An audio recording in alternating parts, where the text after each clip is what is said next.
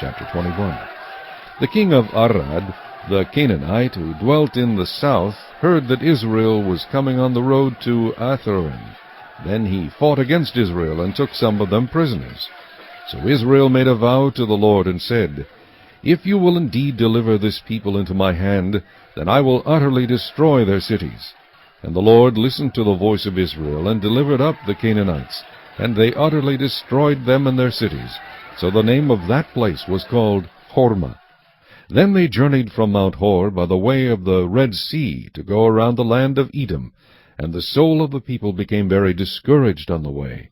And the people spoke against God and against Moses. Why have you brought us up out of Egypt to die in the wilderness? For there is no food and no water, and our soul loathes this worthless bread. So the Lord sent fiery serpents among the people, and they bit the people, and many of the people of Israel died. Therefore the people came to Moses and said, We have sinned, for we have spoken against the Lord and against you. Pray to the Lord that he take away the serpents from us. So Moses prayed for the people. Then the Lord said to Moses, Make a fiery serpent, and set it on a pole, and it shall be that every one who is bitten, when he looks at it, shall live. So Moses made a bronze serpent, and put it on a pole, and so it was, if a serpent had bitten anyone, when he looked at the bronze serpent, he lived. Now the children of Israel moved on, and camped in Oboth. And they journeyed from Oboth, and camped at Abarim, in the wilderness which is east of Moab, toward the sunrise.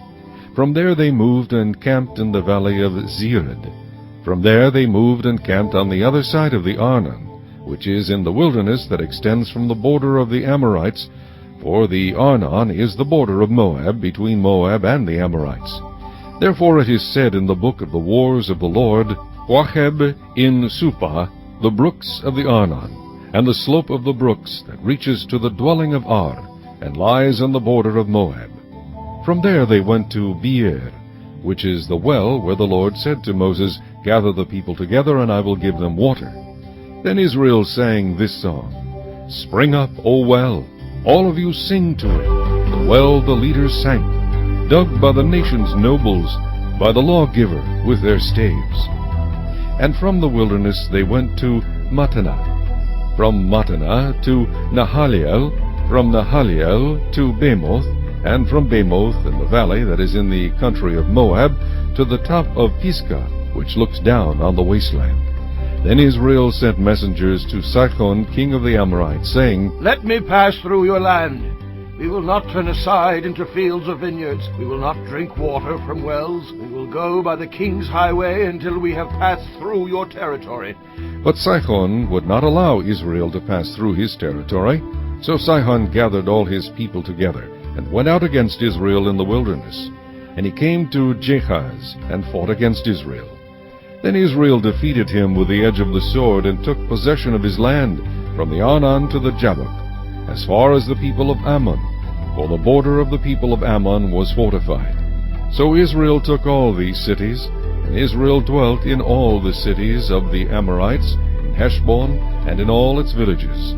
For Heshbon was the city of Sihon, king of the Amorites, who had fought against the former king of Moab, and had taken all his land from his hand as far as the Arnon. Therefore those who speak in Proverbs say, Come to Heshbon, let it be built, let the city of Sihon be repaired.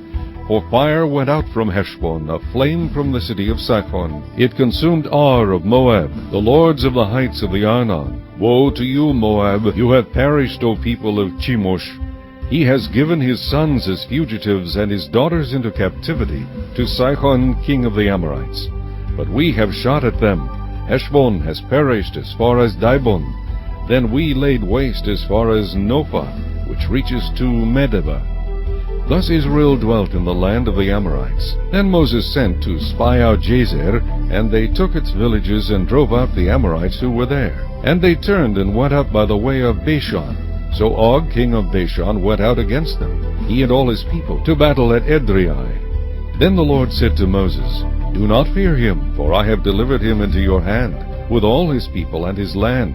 And you shall do to him as you did to Sihon, king of the Amorites, who dwell at Heshbon. So they defeated him, his sons, and all his people, until there was no survivor left him, and they took possession of his land.